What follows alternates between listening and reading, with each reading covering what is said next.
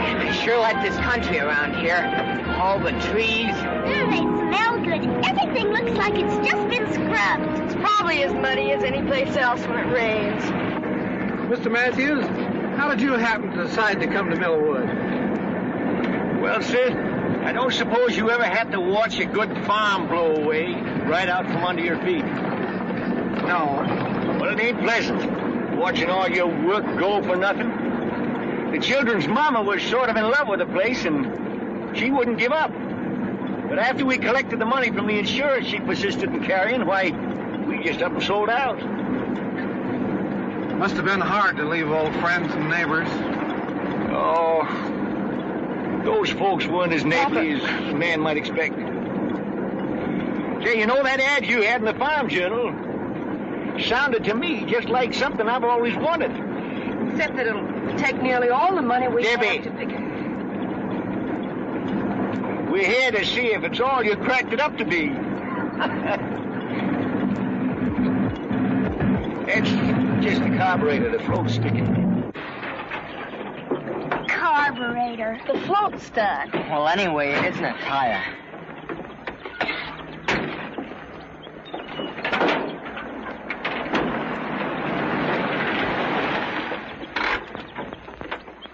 Hiya, Mr. Larkins. You need some help? Well, the motor stopped. Mr. Matthews, this is Davy Barkley, our county agricultural agent. I'm happy to know you, Mr. Matthews. What seems to be the trouble? Oh, the motor cut out all of a sudden. It's the carburetor. Cut out all of a sudden, huh? It doesn't sound much like the carburetor, sir. Do you mind if I take a look at it? No. Around these parts, when a human being isn't feeling well, we call Doc Pomeroy. But for anything else, like farms, crops, animals, or machines, or whatever, we hunt for Davy. You know, I don't believe there's anything he can't fix. If he believes it ain't that carburetor, he can't fix that truck. Because I can tell just by the wheeze of it what's wrong.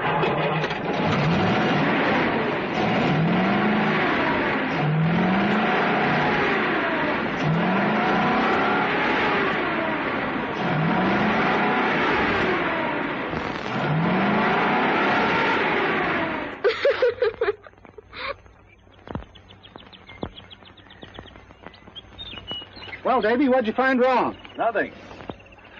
Oh, you mean with the motor? Yeah. Yeah, well, a distributor wire jumped loose. I figured it was that or the carburetor.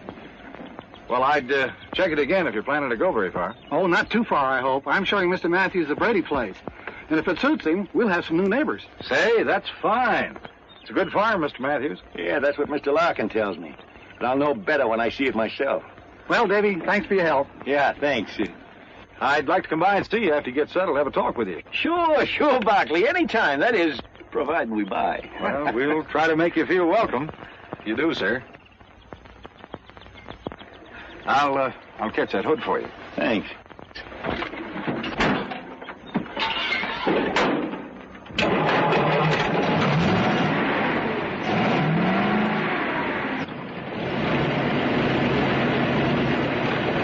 Thank you.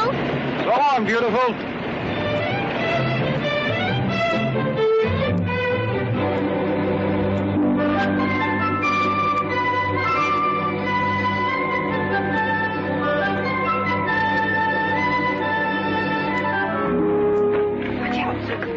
Don't you kids go nosing around. Oh, there it is. Of course, it hasn't been lived in for 6 months. Little fix and put it in apple pie shape. Yes, but... Let's take a look at the land. Well, start right over there. Come on, I'll give you a ride. What'd I tell you about nosing around?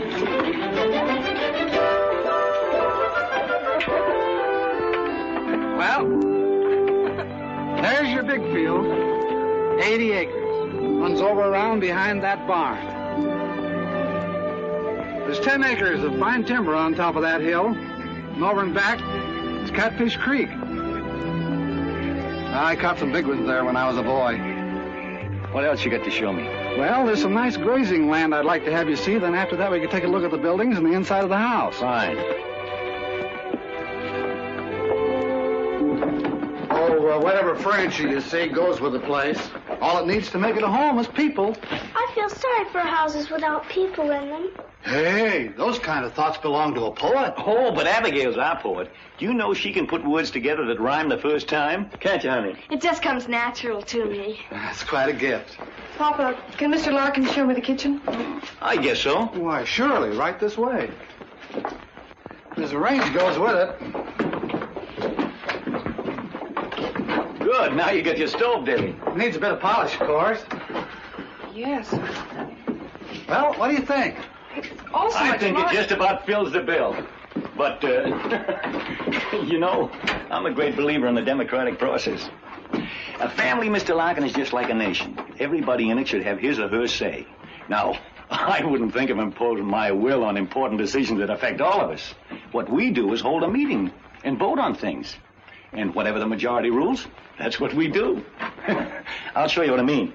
All right, the meeting will come to order. Now, we've seen the farm and the house, and I've told you the terms. Now, I'd like to hear a motion that we buy the place.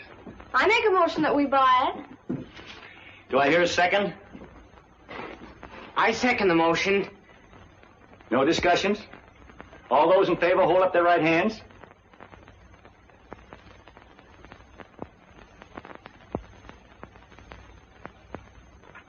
Good. Passed by unanimous decision. You get the papers, Mr. Larkin. The papers. Oh, yeah. Yeah. Now, while Mr. Larkin and I are going over the details, you kids can start unloading that truck. It's Helen! Benediction and blessed! It's Helen! It's Benedicta!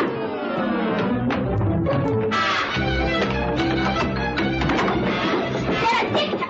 Let me off! Benedicta! Susan, Abigail! Stop that fighting, do you hear? Now what started this one? She wants to get named Helen! Get what named Helen? Benedicta the Blessed! It's gonna be Helen! Susan!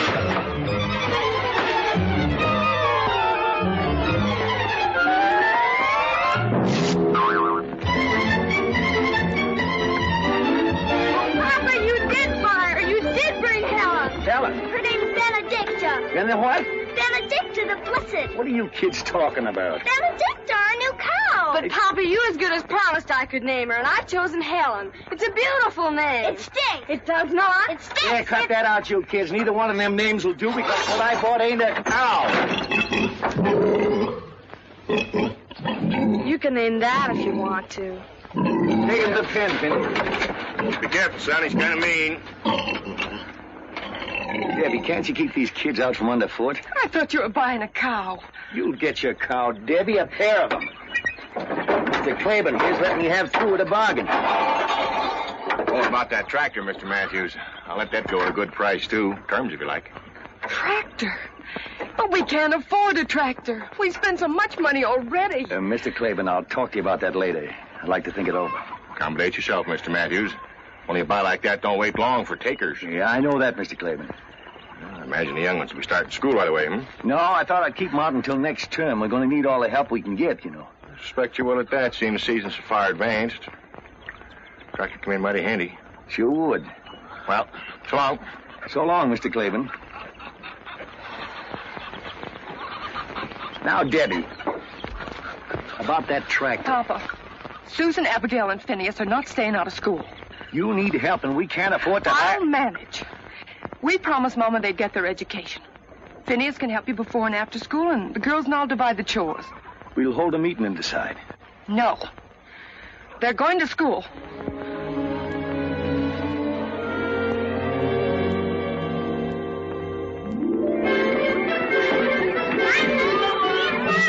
Bye, Daddy!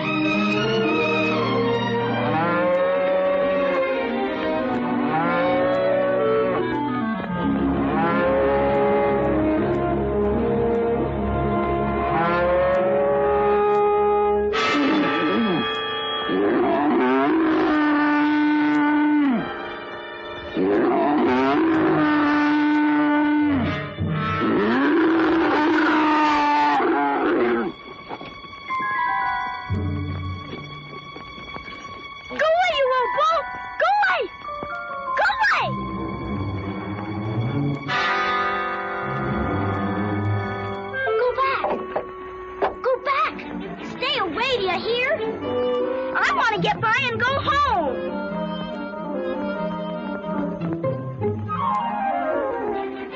What you doing? Playing tag with Caesar? He likes to play games. Well, you can just chase him about his business, Mr. Smarty. I promised I'd hurry home, and I'm late already, counting Miss Milligan keeping me. So chase him away right now.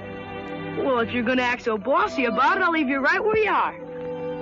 Take care of her, Caesar. Oh. Oh, I was just teasing. He wouldn't hurt a fly. Look.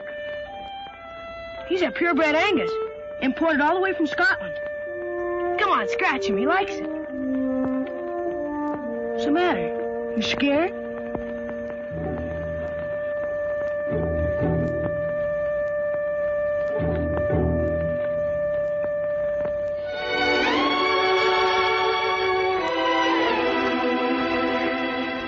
Did he really come all the way from Scotland? Sure he did. It cost me more than $1,000. $1,000? And he's yours? Sure he's mine. All the cattle in his pasture are. I raised them. You mean they really belong to your father and he let you pretend they're yours? Well, I mean, no such thing. They are mine. Dad gave me 2 Angus calves for a start. I paid him back a long time ago. Say, you're one of the new kids who just moved around here, aren't you? Yes. What's your name? Susan Matthews, what's yours? Peter Wexford. But everybody calls me Buzz. Why? I don't know. Unless it's because... Because he's got bees in his bonnet. What are you doing here, Jessie? Spying. Brothers are mostly dopey, but interesting. Say, I saw you at school today. Susan, this is my sister Jessie. Jessie thinks I couldn't find my way home without her. You couldn't, you're dopey. And you're an undersized snoop. Well, I can't stand here wasting my time talking to girls. I gotta get the cattle headed home for their supper. I'm grain feeding them to put weight on. I've got to get home, too. Come on, I'll open the gate for you. And all these cows and Caesar, are they really yours? I told you they were, didn't I? Well, bye, Buzz. Bye, Jessie. Bye, Susan. Goodbye, Susan. See you in school tomorrow. Bye.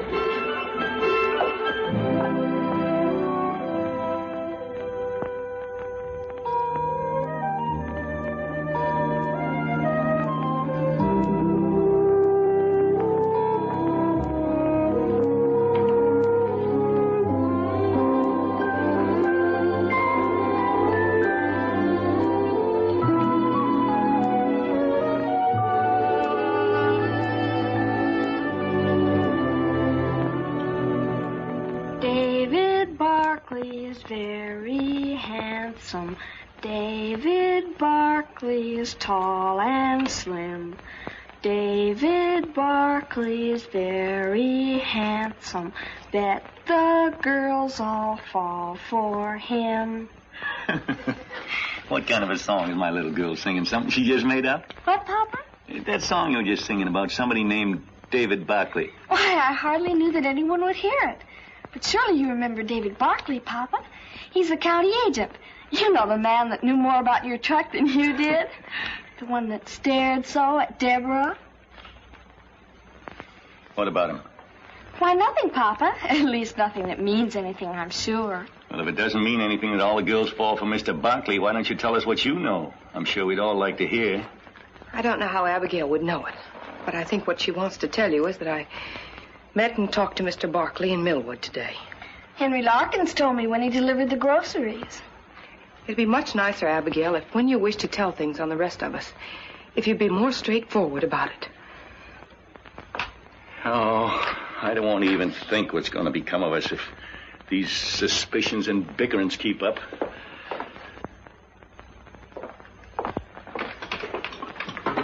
Maybe you'd like to tell us what you found so interesting to talk about with a so attractive Mr. Barkley. It was just about the farm. After all, he is the county agricultural agent, and I asked him what crops he thought we ought to raise. And I imagine he was very happy to offer his advice? He did suggest that we plant potatoes. Oh, didn't care for soybeans, huh? Oh, he said the summers here aren't hot enough. I don't suppose Mr. Barkley got his knowledge from working a farm. He studied in college. Well, after all, 40 years of actual farming is apt to give a man more know-how than he can... He is in touch with all the farmers in the county. And the state university supplies him with the latest information and ideas. I've got all the ideas we need. Now I've got something important to take up. Finney. Yes, Papa? Sit down here. We're going to have a meeting. Yes, Papa. Meeting will come to order. Now, before I get to what I have in mind, is there anybody got anything they want taken up? All right, Susan's got the floor. Speak up. Papa, I'd like to borrow enough money to buy 2 lambs. Like these. I want to raise them for my very own. When they're grown, I can sell the wool and pay you back. And after a while, I'll have a lot of them, like Buzz. Buzz? Buzz Wexford. His papa gave him 2 calves, and now he's got a whole herd. And a prize bull named Caesar, worth more than $1,000. And they're all his very own. Only I want to raise lambs. Please, Papa, may I? I met Buzz. He's a swell guy. One fella told me that Buzz made over $800 last year just from his cattle. I think that's a good idea, Susan. There's something in this far more serious than the borrowing of money to buy 2 expensive lambs. And I'm surprised at you, Deborah, and you too, Phineas, that you didn't notice it before you spoke up. Well, Susan, we put your idea to a vote, but I've got to go against it because I think it's purely selfish. I don't suppose you understand that, for if you did, you wouldn't want to go on possessing things all by yourself and shutting the rest of us out. Or is it that you don't want to share because you don't love us like we love you?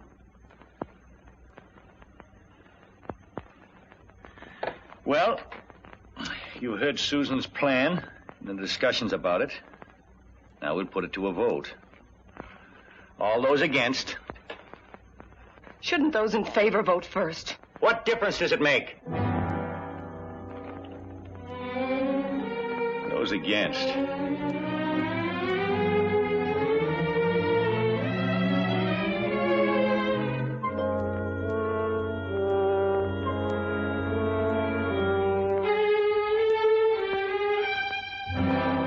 Good. I guess that settles that. Now, if there's no other business, I got a plan I'd like to propose. One that'll be good for all of us. You know, we need that tractor, Mr. Claiborne's, in the worst way. Of course, he'd be willing to rent it to me, but you know we believe in owning things outright. Well, wouldn't it be better to rent it? I believe I can make out a way we can buy it. How, Papa? We'll cut that timber at the top of the hill and sell it for lumber. I've already spoken to Mr. Gale about it at the lumber mill, and he's willing to pay us a good price for it. Then we'll make a down payment in the meantime.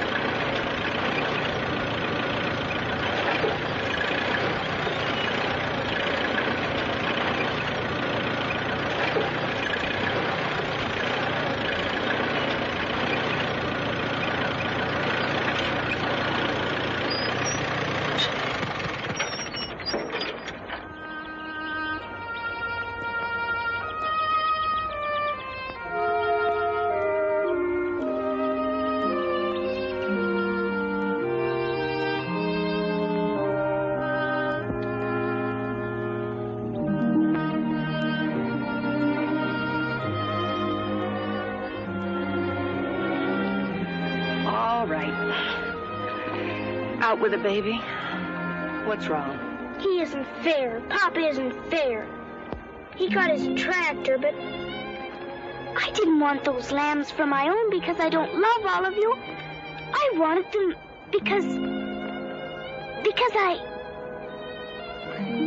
I think I can help you say why.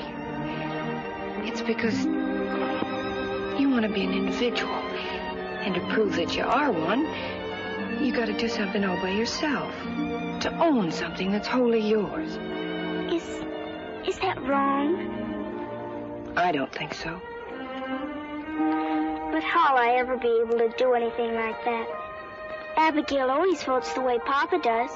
And if Papa even looks at Finney, Finney gets too scared to vote against him. Well, It's sort of like fighting a pillow, honey. You can't win. You dent it in one place and it just fills out in another. All you do is exhaust yourself. I found that out. But who knows what can happen tomorrow? I got work to do. Want to ride with me?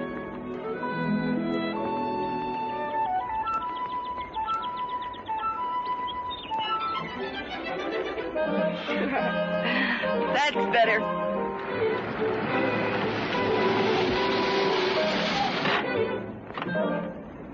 Hello. Hello, Mr. Barkley. Hello. How are you, Susan? Fine. I hate to do this.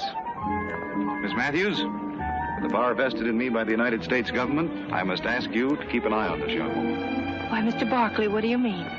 I mean that a certain young farmer named Buzz Wexford found your sister trespassing in his pasture and frightening his prize bull, Caesar. No. So that since that day, neither he nor Caesar have been quite the same. That's a big fib. Susan, here's something I want you to look over.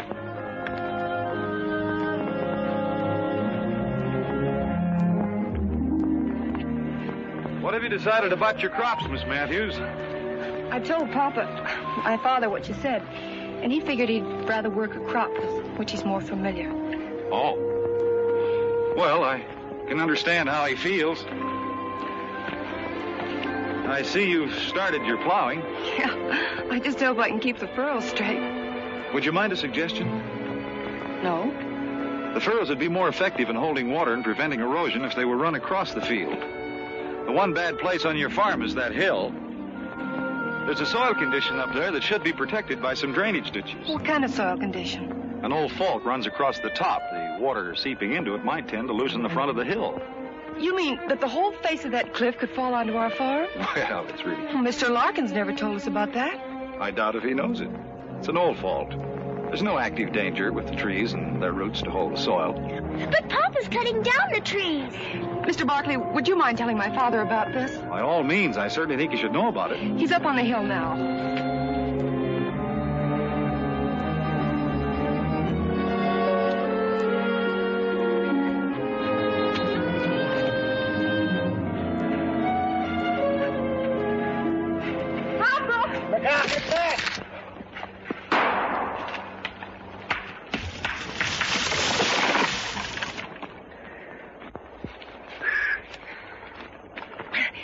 Remember Mr. Barkley? Oh, yeah.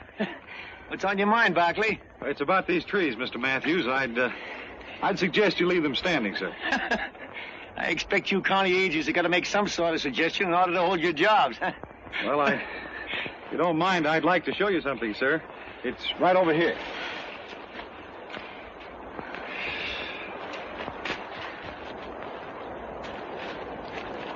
Look at this, Mr. Matthews. That ground has slipped down and away from the earth we're standing on.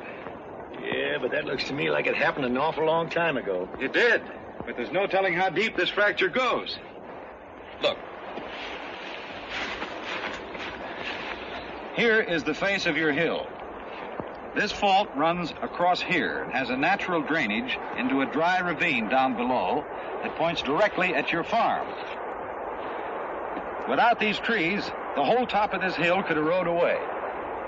But by keeping the trees in, putting in some drainage ditches along here to protect the fault, it'll save you money. It might even save your farm. Well, thanks again for your interest, Barkley, but I ain't gonna let a crack in the ground stop me from making several $1,000s. And now, as a man who's got work to do, you'll excuse me. Well, thanks for listening, sir. That's all right. It won't be long now before I'll be able to show you what a real farm looks like. I'd like to stop by and see you again. Anytime, Debbie, if Mr. Barkley don't mind, I'd like to speak to you. Private. Thank you.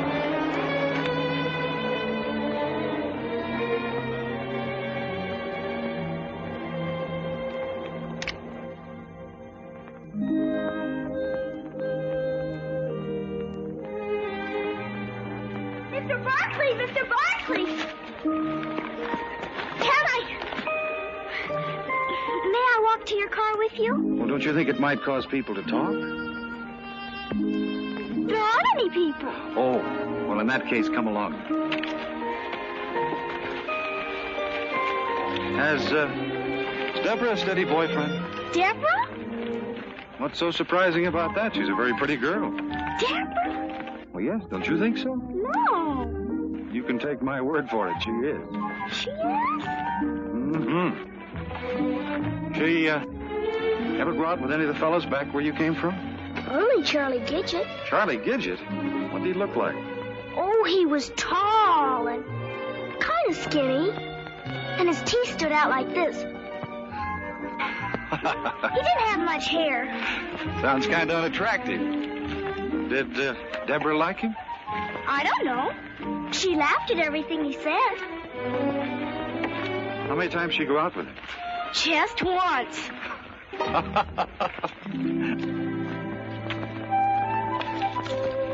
Well, Susan, thanks for accompanying me. You can follow this creek bed right down to your house. But I wanted to ask you something. You did? What? About this, the 4-H club. Oh, yes, the 4-H club. Susan, the theme of the 4-H club is show, not say. Got time to take a little ride with me? Sure. You may be the key to open the door and let the sunshine in. Huh? We can get to my car right up here. Come on, sweetie.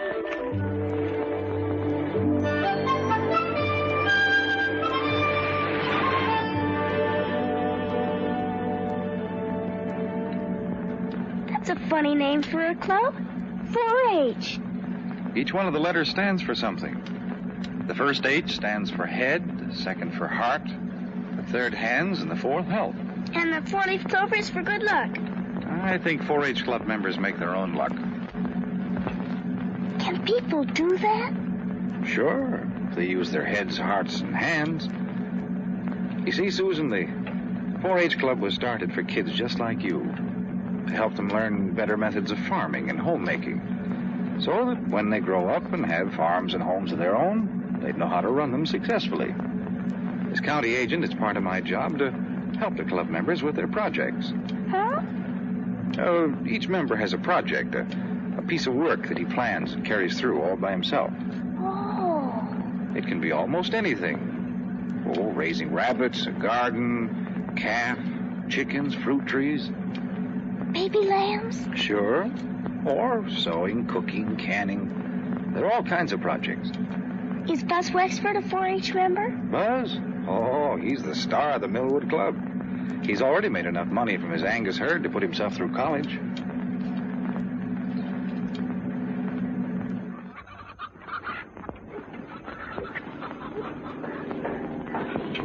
They look fine, Del. Thanks a lot. Say, these are new hutches. Yeah, I built them myself from those plans you got for me. Oh, it's a nice job. Tell me, how are your books? I can tell you, Mr. Barkley, he hasn't kept them up. Gotta keep after that, Del. Keeping books is as important as any other part of a project. I'll do them tonight, for sure. Good. What do we have here? Canned pears. They're for you to sample. Oh, well, thank you. How's your canning project working out? Mr. Larkins took 50 mixed quarts on consignment. And the Franklin store in Barton has ordered 30 pints of my pickle lily. You better save some of those for Pop, or he'll be sore. Oh, those are beautiful. You know something, Herb? I think she's going to win you some ribbons. That is, if you take good care of her. Gee, Mr. Barkley, I treat her just like a mother.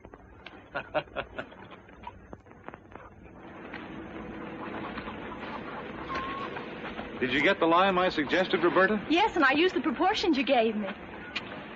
Does my garden look good enough to win an award? Well, Later, I mean. it probably will if you work like the Dickens. Oh, I don't mind doing that. You see, this is mine. It's something I've done all by myself. The things you create for yourself always give it the most satisfaction. And you've got the makings of a fine garden. Mom and Dad are so glad you talked me into joining 4-H, Mr. Barkley. I wasn't very happy before. Well, 4-H is happy you joined. Susan, there's one more place I thought we might stop. Benny Tilton's project's raising sheep. He's got a couple of fine lambs I promised to look at. No, I don't want to see them. I want to go home. Please. Okay, sis. Home it is.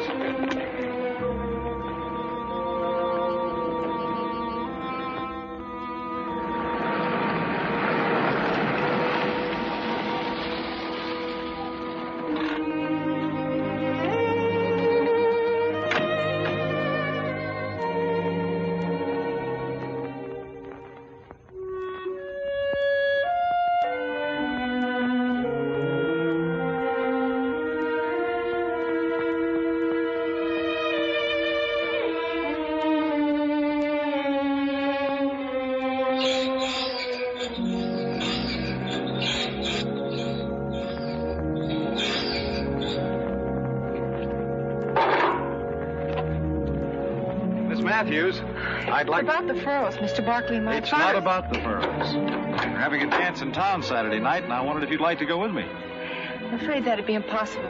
Why impossible? I don't like to toot my own horn, but most folks around here think of me as a pretty solid citizen. The remark wasn't meant to be personal. My invitation was... It's just that social activities don't interest me. Wait a minute. I'm not speaking now as county agent. This will be a purely personal observation.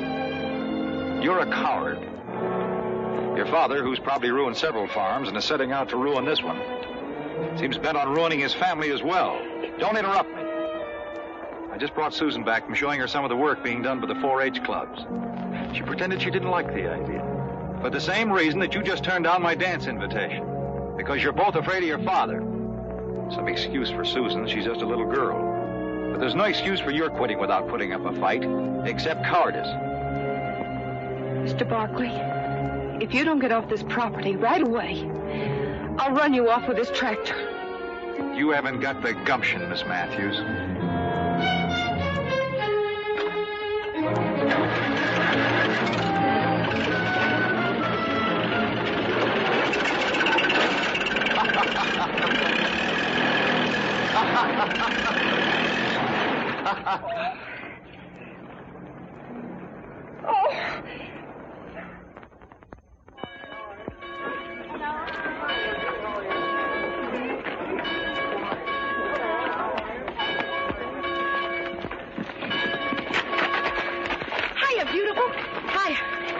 Church, I got something I want to tell you. I can't talk now. I have to pump up the bellows on the organ.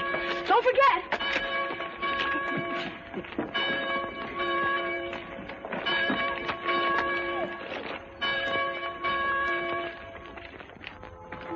Well, the Matthews. Good morning, Mr. Larkin. Miss Matthews, Mr. Matthews. How are you? We thought we'd try you out and see what kind of a preach you got.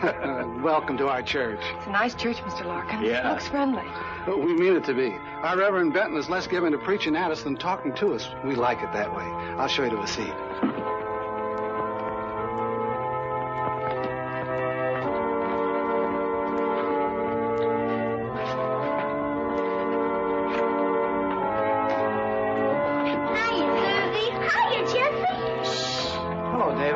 Good morning.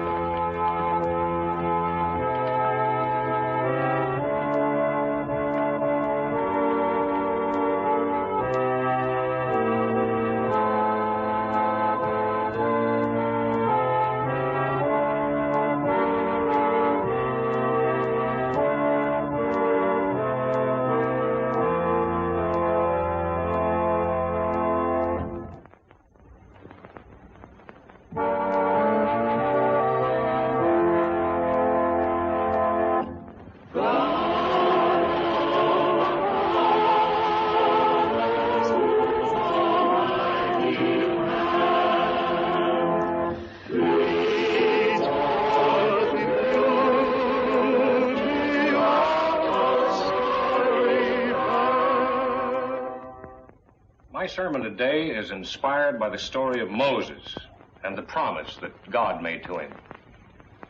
The story may be found in the Old Testament, the book of Exodus.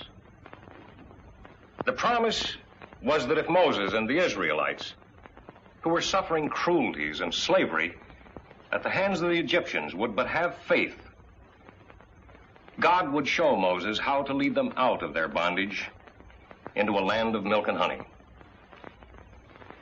It was the promise of a new life, a beautiful green promise. But before it could be fulfilled, There was a sea and a wilderness to be crossed, thirst and hunger to be overcome.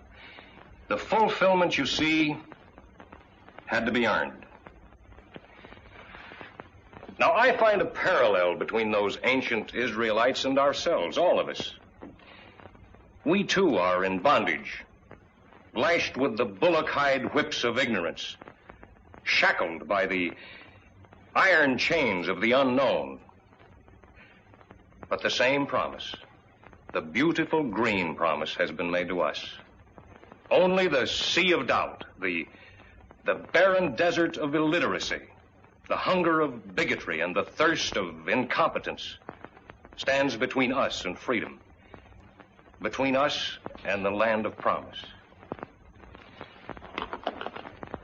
Now, we've been given not just one Moses to guide us, but many, our men of science, our doctors, chemists, mineralogists, agronomists, all those patient seekers after fact and truth, the delvers into the mysteries of matter, the searchers of the mind for a better understanding of human behavior. These men are our Moses, turning our feet away from the false and easy trails of superstition and guiding us along the steep and toilsome path of knowledge, the one true and the one and only road to the land of promise, where we may claim our heritage.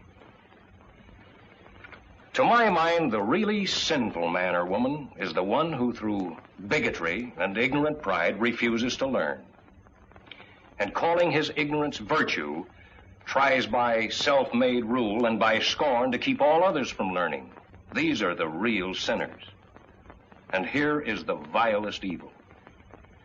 To feed their ego, to disguise their inadequacies, to hide their quaking fears, they sneer at the new, revile the experimenter and deride the pioneer, and then hypocritically defend their actions behind the fog-bound fortress of intolerance.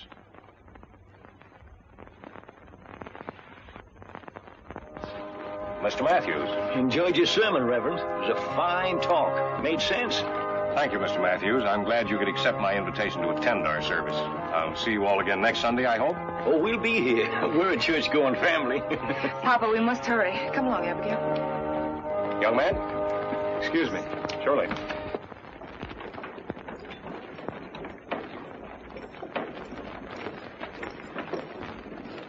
Hey, Susie! Susie Matthews! Hey, wait! Told you I wanted to see you after church. I forgot. That's the way it is with me. I just don't make any impression on girls. What I wanted to tell you is that my mom, she and Reverend Benton are the leaders of our 4-H club, would like to invite you and your sister and brother to our club's masquerade party. Of course, the party's about 5 weeks away, but I thought I'd better speak early before you met some better-looking guy. Is it a date? I know he's kind of homely, but please say yes, or he'll have to invite some awful-looking pill. Besides, Mother said I could serve some of my drop biscuits. Oh, no, not those. I dropped one once and like to broke my foot. He likes to exaggerate. If you let go of one of my biscuits, it'll just float in the air. How about it, Susie? Will you come? They'd be very happy to come to your party, Buzz. And thank your mother for the invitation. Good. There'll be a swell gang there, and I'll make it a personal project to see you have a good time, cutie. You ought to wear those things, Butterfingers.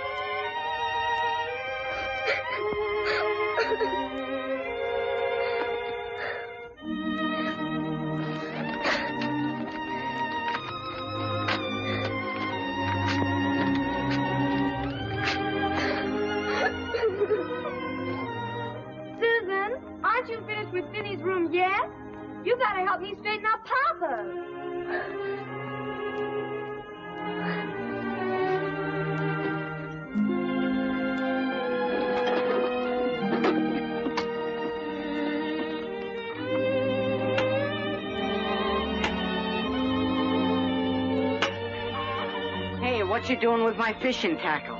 Well, I thought maybe you'd take me down to the creek. Will you, Finny?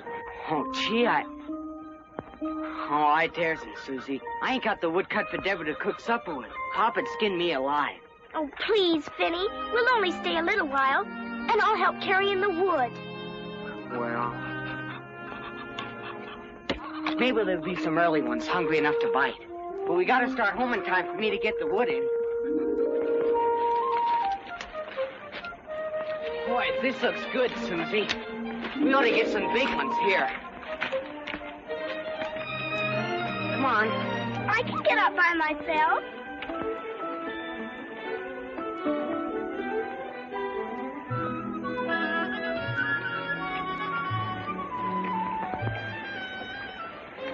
Oh, this is swell. Hand me the worms.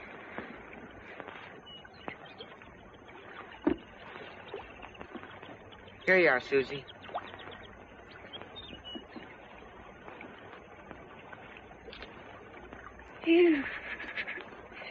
I'll do it for you.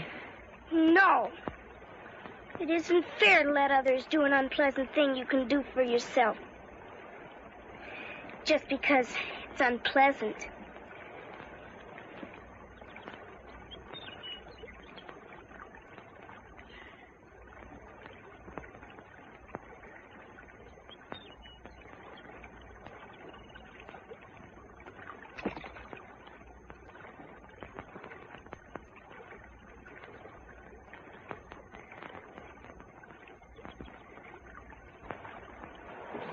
Hiya, Finny. Hiya, Susie. Oh, hiya, Buzz. You know, you're trespassing on my pool. You're trespassing on our property. Well, gee whiz. You got a fishing license? No.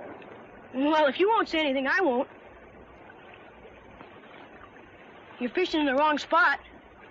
Right over there under that bank is the grandpappy of all catfish. There is? Come on, I'll show him to you. I like it where I am. She got the colic or something? Come on, show me the catfish.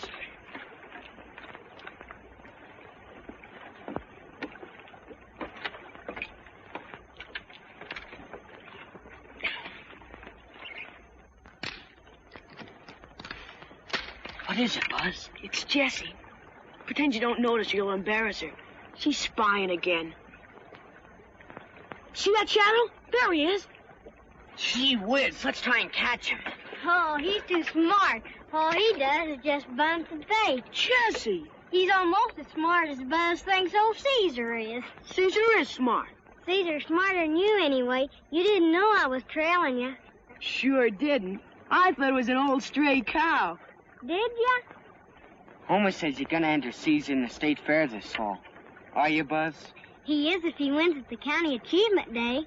Achievement Day? What's that? That's when all the clubs in the county compete. Whoever project wins gets the show at the state fair. Caesar wins that, I'll get to take him to the national show in Chicago. Boy, wouldn't that be something? Yeah. Of course, it ain't all up to Caesar. I gotta learn how to show him. Gotta be able to produce all the records of how much it costs to raise him, what he ate and all that. Those judges want to know everything. I sure hope you make it, Buzz. I wish Papa would let... Finny, it's time for us to start home. Anyhow, no one could catch fish with all the jabbering that's going on.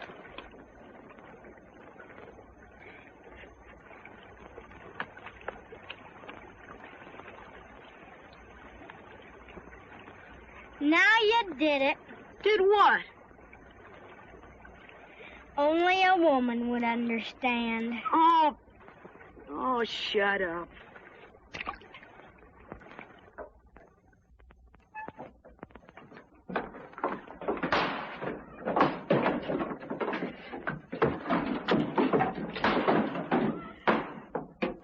Yes, it's full, and I had to fill it. You just wait, Phineas Matthews, until Papa hears about this. He'll probably give you a good whipping. But, Abby, it wasn't Finny's fault. I made him go. Explain that to Papa. You're gonna get it. Listen, Abby, if you won't tell Papa, I'll give you a new Indian bracelet I just made. Let me see it first. It's upstairs. Come on.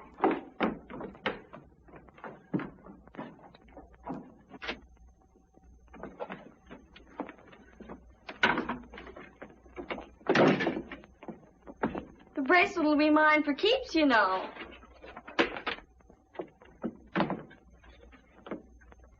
You give me me that, you nasty little snoop.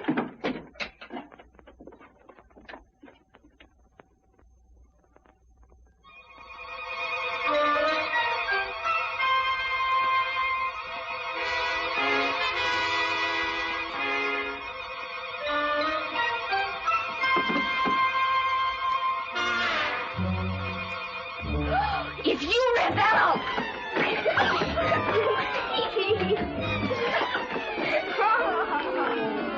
You'll give me that or you'll be sorry. I won't be the one who's sorry after Papa sees this misformed divine. You give me that! Give me that! What's all this screeching about? We were just playing. Weren't we, Abby?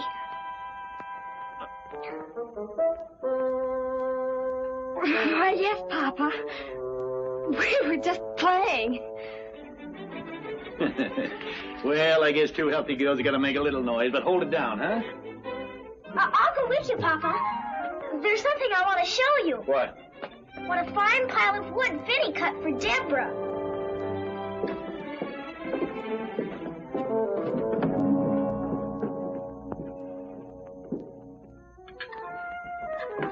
Excuse me. Did you do your homework, Phineas? No.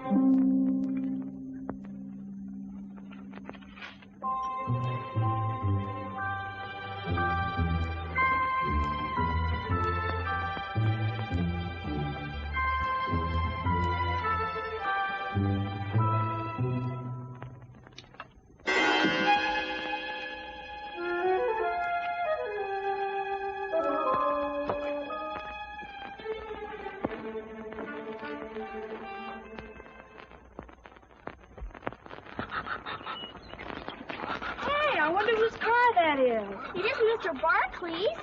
Of course not. Papa'd run him off the place. Physician. What does that mean? Physician. It means doctor. Someone's sick.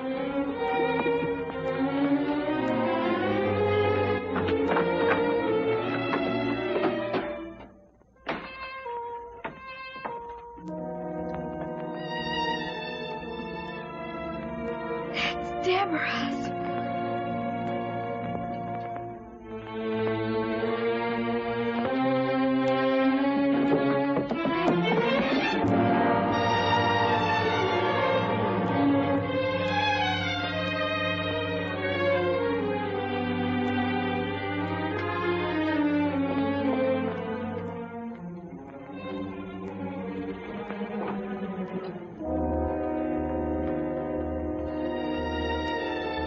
Tree fell on him.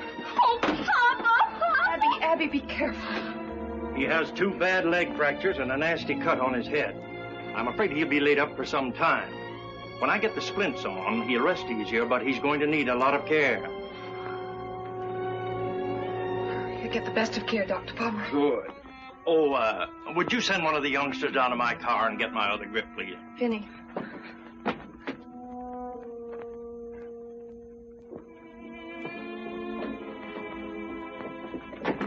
How's Papa? He's resting better since Dr. Pomeroy gave him those pills. Oh, what are we going to do? I don't We're see how going to behave ourselves for one thing. But with Papa hurt and not able to work, we'll lose the farm and this house, and we'll all be put in institutions. Oh, Abigail, will you please stop that sniveling? I got no intention of letting us lose this farm. I'm going to plant and harvest crops if it kills me. And you kids as well. I don't see how you expect us to do everything. Plowing and planting and feeding the stock and cutting down trees. And we're not going to cut down the trees. But Papa wants us to, and I'm afraid some of Papa's plans will have to be changed. You mean that almost the very minute that poor Papa is stricken helpless and maybe lying on his deathbed, that you're plotting to change everything he planned and ruin us? Abigail, now listen to me. No, I'm going to tell. I'm going to tell Papa everything. I'm glad I never took the notion to write for Dr. Lumlock's secret lotion. I'd hate to have any friends of mine asking about my form divine. What on earth has come over you, Susan? Nothing at all. Except I'm pretty sure Abigail didn't mean it when she said she'd tell Papa everything. Did you, Abby? No. Of course not. I was just making a joke. I wouldn't think of telling Papa anything you didn't want him to know, Deborah. Honest. Get me some hot water, Phineas.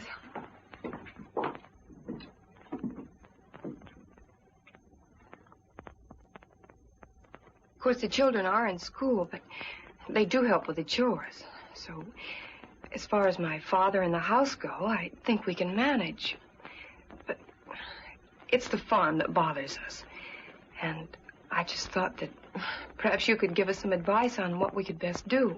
Well, if you could stay for a few minutes, a friend of mine is coming by who knows much more about farming than I do, I'm sure, and I think he'd be glad to help you. But maybe you know him, David Barkley. Oh, yes. I'm terribly sorry. I just remembered I have to go to Millwood before Mr. Larkin closes the store. Closes? Why, you have all afternoon. Mr. Larkin's never closes until 6 in the evening. Help! Help! Help!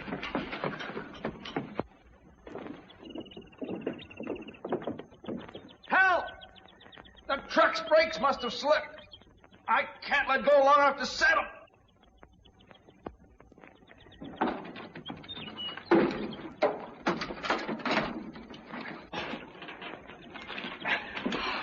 Mr. Barkley, I owe you my life. I couldn't have held out much longer. I can't tell you how sorry I am. I was sure I set the brakes. Forget it, Miss Matthews. But, Mr. Barkley, why didn't this rock hold back the truck? What?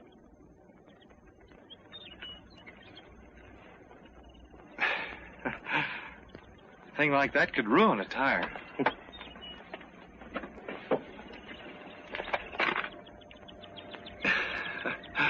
Hello, Susan.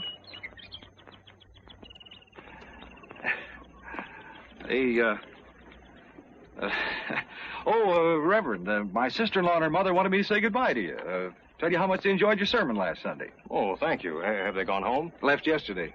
Brother Ed wired, said if she didn't want him to starve to death, she better get herself home. Think it could be jealousy? Oh, quite possibly. Your sister-in-law is a very attractive young lady. Huh? Oh, we Barclays have an eye for pretty women. Well, there's certainly nothing wrong in that. Oh, David.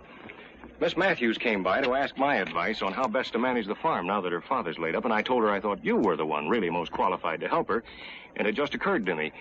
I think it would be a good idea if you'd go out to the farm right now, and then you could talk things over right on the spot. An excellent idea, Reverend. Excellent.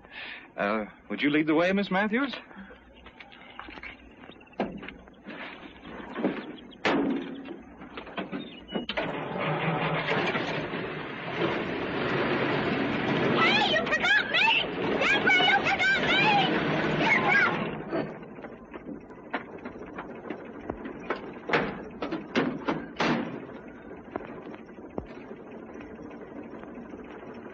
Thanks, Jim.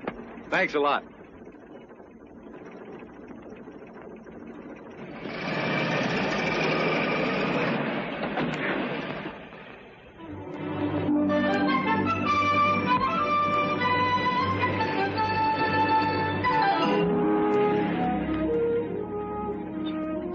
Deborah? Yes?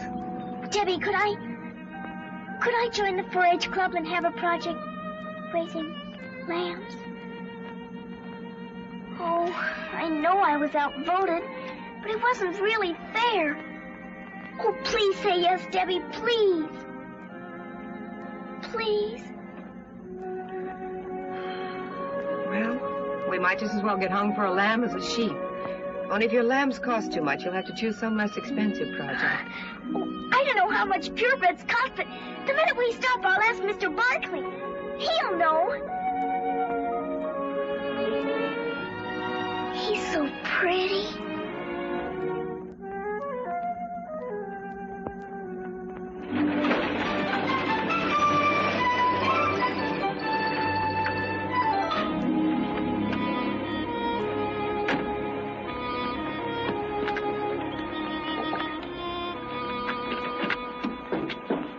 Thank you. There's something I'd like to tell you. Yes? Maybe we'd better talk about the farm first.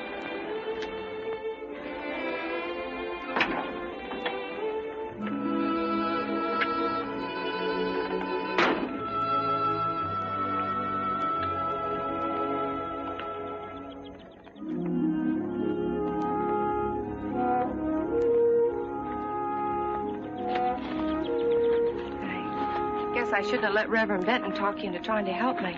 Oh, but he didn't. What I mean is that standing here, I realized how crazy it was my going to him in the first place. Thinking I could handle things all by myself. It would mean a fight. I'm not the coward you think me, Mr. Barkley. It's just that, well, fighting when you haven't got a chance to win is, well, it's foolish. History's been made with that kind of fool. I'm willing to work, but I don't see how I could ever manage.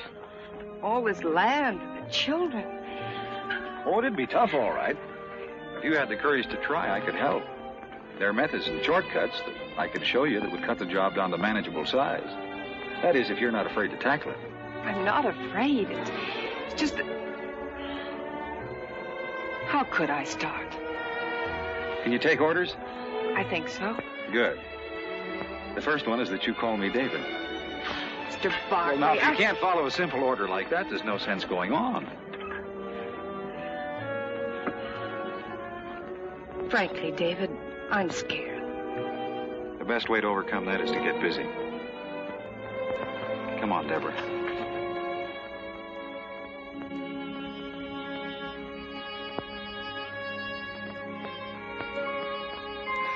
Gee whiz, Abigail. You'd think they'd run out of words after a while. Abigail?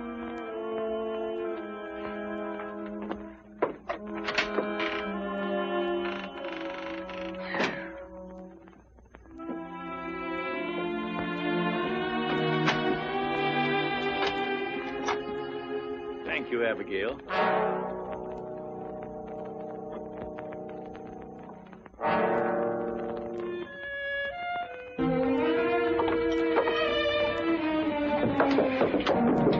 What have you been telling Papa? I haven't said a word to him. Cross your heart and hope to die. There, does that satisfy you?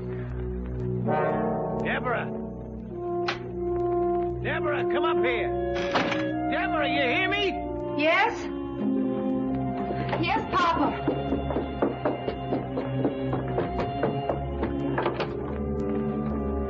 What was it you wanted? Now you listen to me, Deborah. Don't you think for 1 minute that I don't know what's going on behind my back. Because I do. But if Abigail hadn't come up and raised that window to give me some fresh air, I would never have known about this treason. I heard every word you and that book-taught farmer said. You probably prayed that I'd be struck down so I could try out your crazy schemes. You're a Jezebel, that's what you are, a Jezebel. Oh, you don't care if his insane ideas ruin us and drive your helpless sisters and brother out into the world homeless and... Papa, be quiet. You slept through the sermon when Reverend Benton was describing the sinner who didn't want to learn and who tried to keep everyone else from learning. He might just as well have been describing you. David called me a coward for not standing up to you, and I got angry. Now I realize he was telling the truth. I've made up my mind not to be afraid any longer. Since you can't run this farm, I must. And I intend to run it David's way. Now, if you need anything, you call me.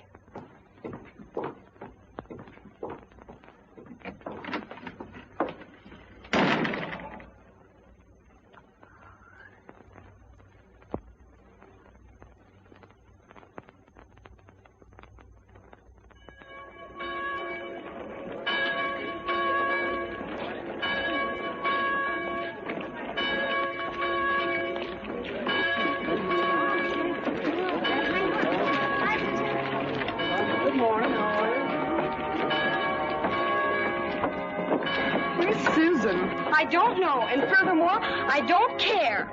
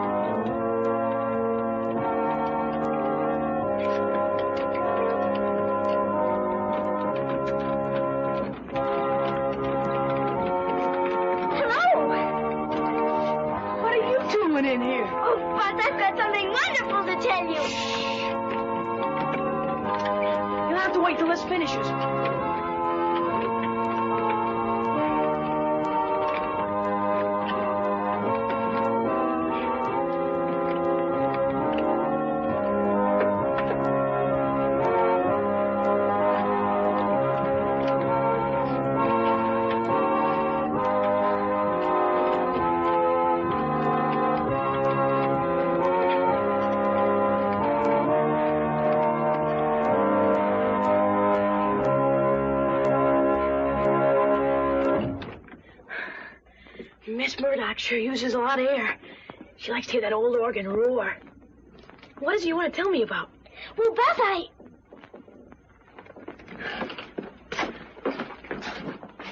I can join the 4-H. Swell. You'll like it. What are you going to choose for your project? Cooking? No, sheep. Sheep? Deborah said I could buy 2 purebred lambs to raise. That is, if they don't cost too much. Do they, Buzz? Well, they're kind of expensive, Susie. How expensive? Well, real good lambs cost about $30 or $40 apiece. Is that too much? Hey, listen. Maybe you could borrow the money from Mr. Grinstead. Who's he? He owns the bank down at Millwood. Sometimes, if he thinks it's a good risk, he lends money to 4-H club members so they can start new projects. Buzz, do you think he'd lend some to me? Well, I can't say for sure. But once you're a 4-H, you can talk to David Barkley and get him to help. We'll give those members who have the longest distance to travel time to arrive before the meeting begins. Mr. and Mrs. Ralston wish me, on their behalf, to thank all the members of the church for their messages of condolence at the passing of Mrs. Ralston's... It's time for the first hymn. Please, Buzz, could I? Prayer meeting next Wednesday Well, evening will be held as usual at 8 o'clock. All right. You better hurry up and start your pumping, though. They're about ready to start. And keep that bobber up there, no matter what. I believe you will find Reverend Billings talk. We'll be happy to hear the church supper held last month.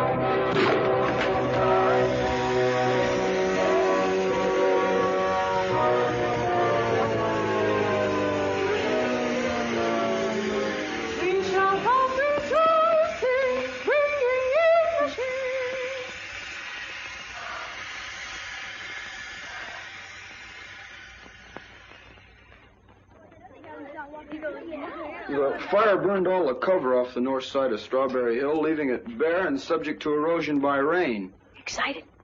The Committee on Soil Erosion had planned to replant it with oats or barley, but we'd appreciate the county agent's advice. Thank you, Joe. I've had some information from the state director at the university about a new cover grass. The department would like to make some field experiments, so if the committee agrees, I'll send enough seed to replant the hill. The grass is a rapid grower and has a deep root system. Miss Susan Matthews.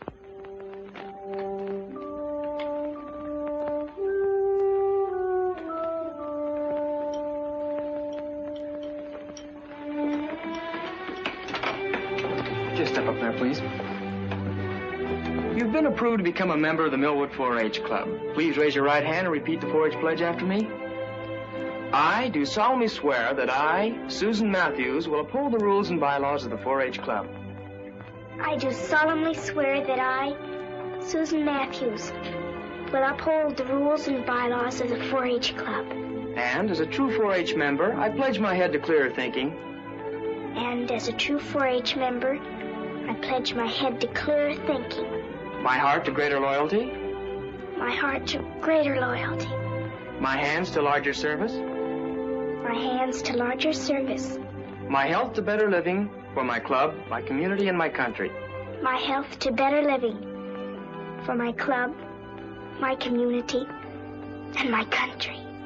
I herewith declare you a member in good standing of the 4-H Club of Millwood.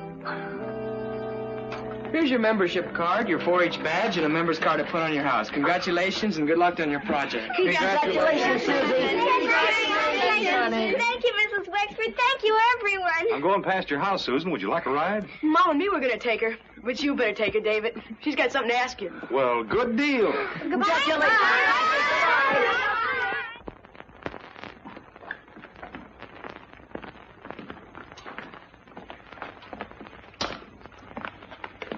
Good morning, Mr. Grinstead.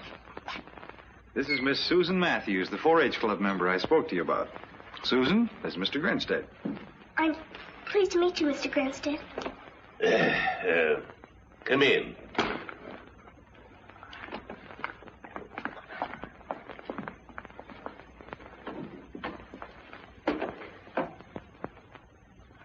Sit down.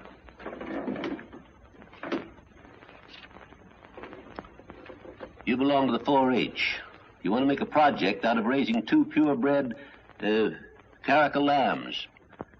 You have no money, no security, but you want to borrow money from my bank. That right? Yes, Mr. Grinstead. How do I know you know anything about raising caracal lambs? They are a very hardy breed of sheep imported to the United States from Boca Jara. Many experiments prove they thrive in this country. Their wool and hides are very valuable and have a ready market. The wool from the grown sheep measures from 8 to 12 inches and weighs from 7 to 9 pounds and is used for rugs, carpets, blankets, and sometimes to make hats. The meat is not considered as good as that of other breeds, but is wholesome, and the milk from the ewes is made into fine cheese. The ewes grow to a weight of 125 to 175 pounds. The rams from 150 to 200 pounds. My brother Phineas has promised to help me build a shed and feeding troughs. I'll raise 2 beautiful lambs, Mr. Grinstead.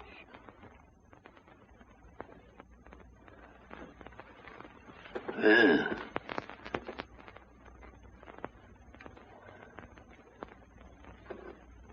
you know what interest is? Yes, it's what you pay for the use of money.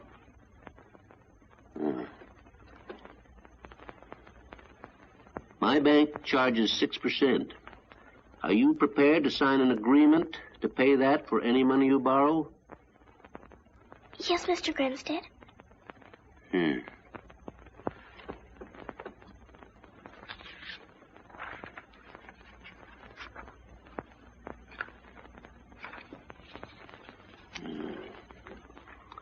What's your full name? Susan Anastasia Matthews.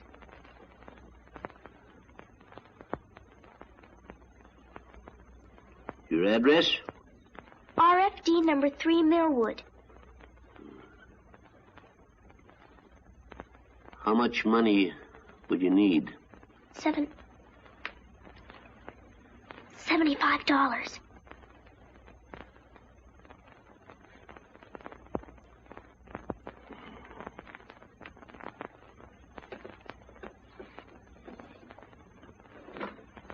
Sign here.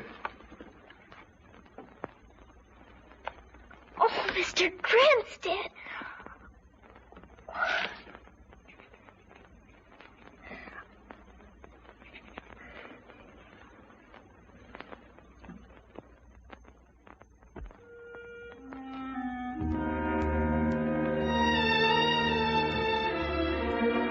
Poppy, you're being very silly about things.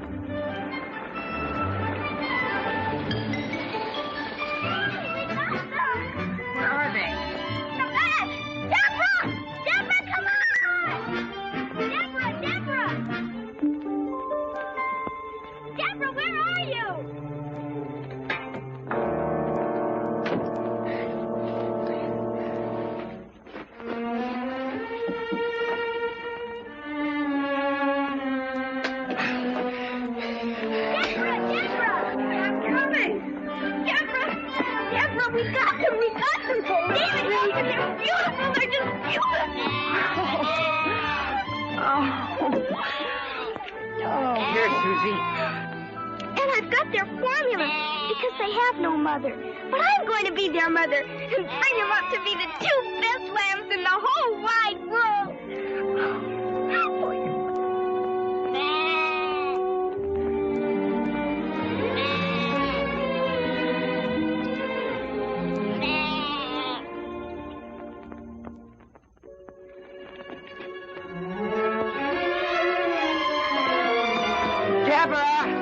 Deborah! Deborah!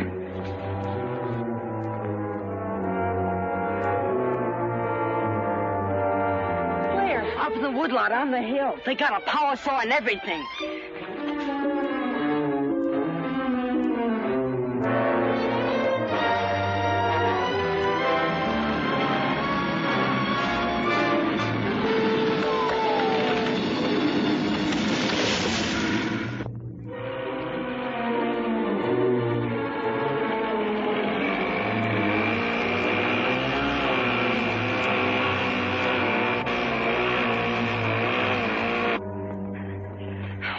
Doing here? We're not trimming our nails, miss. Well, who gave you permission to cut down these trees? I bought them from old man Matthews. My father sold them to you? Well, if the old boy's your father, he did. You can't have them. Now, look, miss. These men and this equipment's cost me plenty every hour. Now, if your old man wants to change his mind, he's going to have to pay for that. Plus, the profit I have a right to expect. If you bring me a check to cover it, I'll call off the men. And otherwise, no.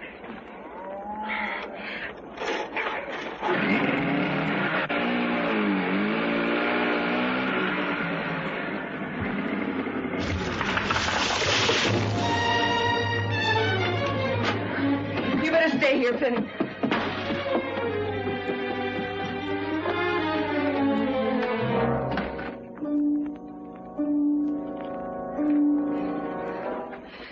That man in the woodlot. What about him? You sold him our trees. I did. We need the money. You're going to give him back every penny of it. Whatever else he demands, so I can tell him to get his men off our property. I am not. Then I'll return the tractor to Mr. Claiborne and get back our down payment. I've already sent him his check. The tractor's ours.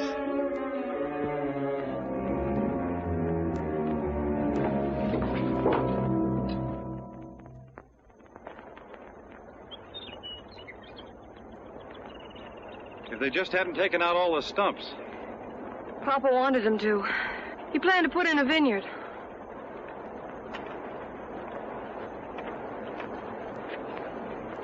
How bad is it, David? Well, any rain will drain down into the fault. Well, what about digging those ditches you spoke of? That's a big deal. But there are a lot of roots that'll hold for a while. Don't look so serious. I'll work out a plan when I get back from Fulton. You're going away?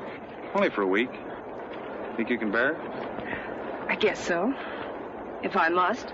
Meanwhile, I'll show you something that Phineas can get started.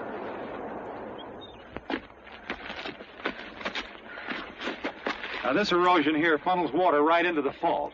Even if the fault weren't weakened, it still spills water into the dry creek bed that aims right at your farm. Well, after all my work, I don't want it all flooded out. Well, it won't be. Have Phineas put posts on each side, stretch wire in between. He can anchor it down with rocks.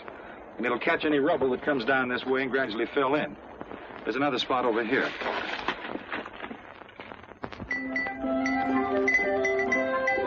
Now, Maurice, hold still and mind me. I'm your mother, you know. How do you expect to win a prize this fall if you don't learn to behave? I'm out here! You're always out with those lambs. Come on in and get your costume fitted, or you won't be ready for Buzz's party tonight. I'm coming. Do you think you can behave yourself while I'm gone? Very well, then. See that you do. I'm coming.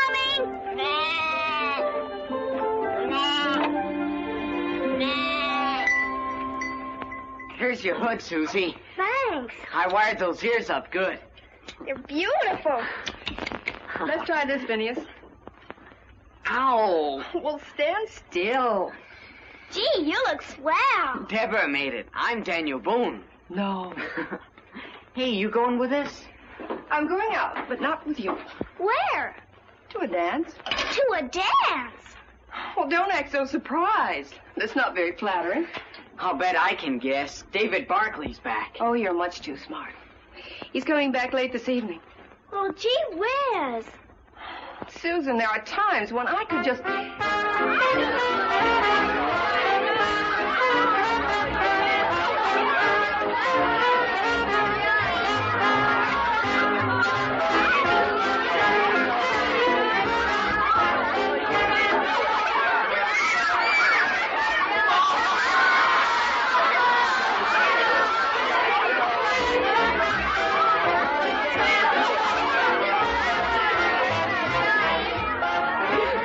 supposed to be?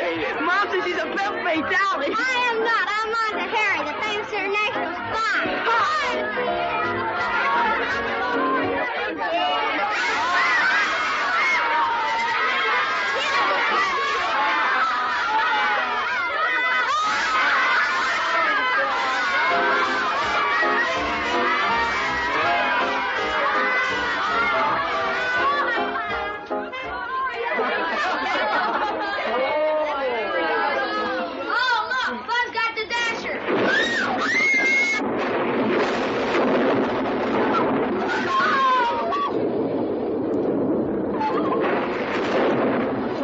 Susie. You're not afraid of a little lightning, are you? No, it isn't that, Buzz. It's what? It's my lambs. They're up in the barnyard. Well, they're in their shed, aren't they? Oh, yes, but... What, do you want them in your bed? Your lambs are safe. Come on, eat your ice cream. I churned it with my own sweaty little paws. Yes, but if I hadn't been spying on him, he'd left out the salt. He's an awful problem. Oh.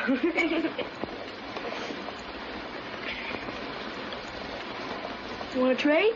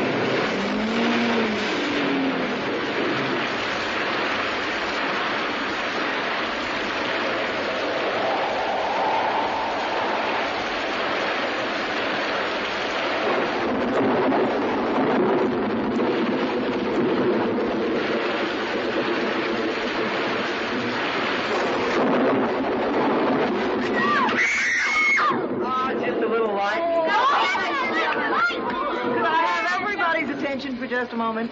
It's storming so hard that Mr. Wexford and I think it's too dangerous for anybody to go home. Oh! He's helping me put up some beds now, and you can all spend the night. Let me show you how to do that. Ladies and gentlemen, Jiggling Jessie will now attempt to juggle the jiggling candle and the jittery match. Or so she says. Please, Vinny. Yeah? We can't stay here. We've got to get home. Oh, but I never heard Ray like this. If anything should happen to my lambs, Oh, they'll be all right. Please, Vinny. Oh, but Deborah told us to wait for her and David. And, well, you heard what Mrs. Wexford said. All right, Vinny.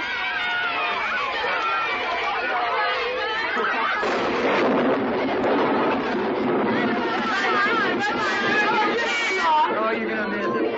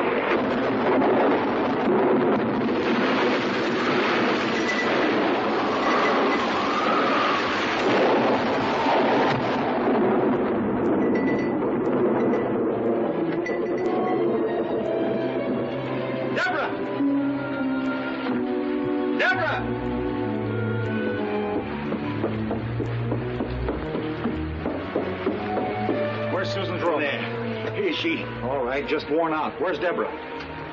When the barnyard started flooding, she went up on the hill to check some barriers. I'll put Susan to bed and go look for her.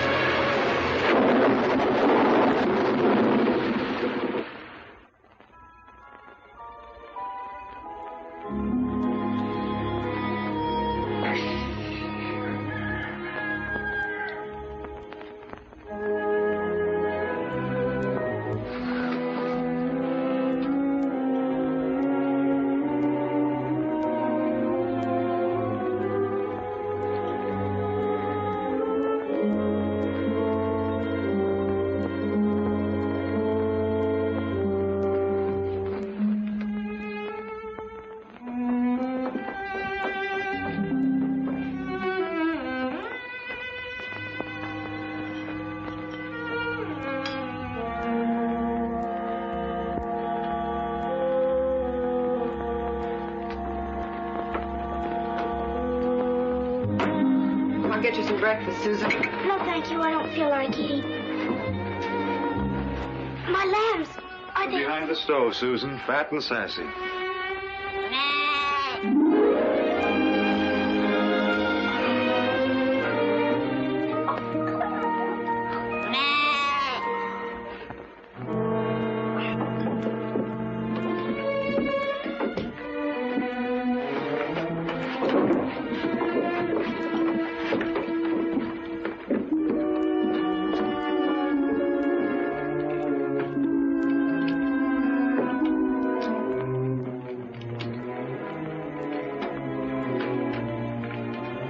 Call a meeting to order.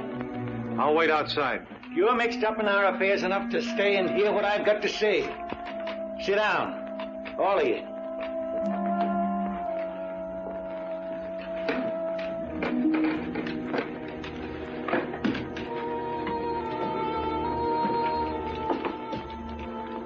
I guess even an ugly man can look in a mirror year after year and find satisfaction in what he sees. He never sees what's really there, only what he wants to see. A reflection of himself as he likes to imagine he is.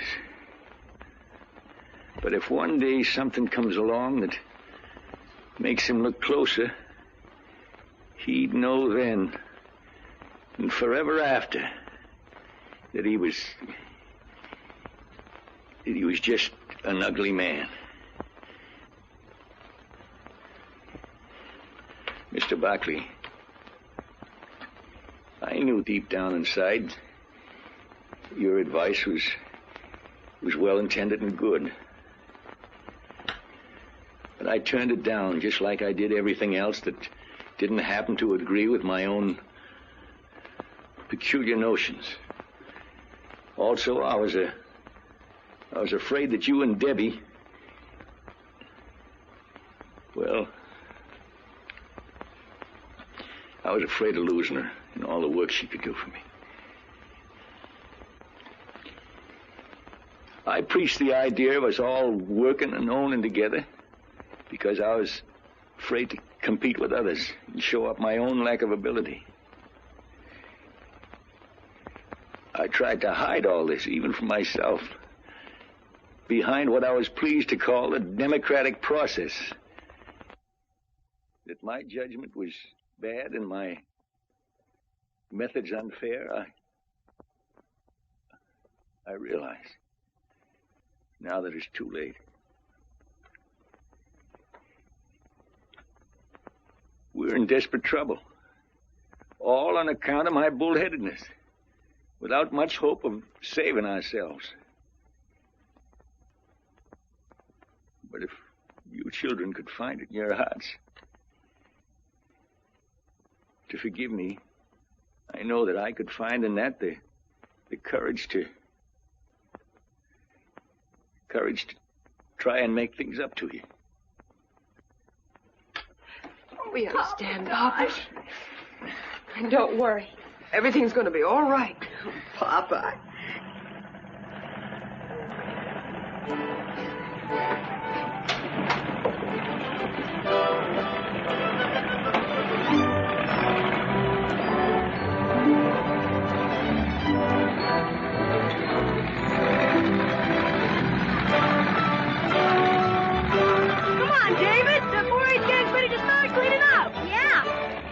Doing here? Man got eat. I made dishes. We're ruined. You gotta show us where to start. Okay, Buzz, we'll start in the field behind the barn. Coming with me? Yes, David. You guys coming too? Sure. Well, come on, we gotta help. Get down, dead ratchet! Papa, take him right out. No. You know, Susie, I'm beginning to like him. Oh, Papa.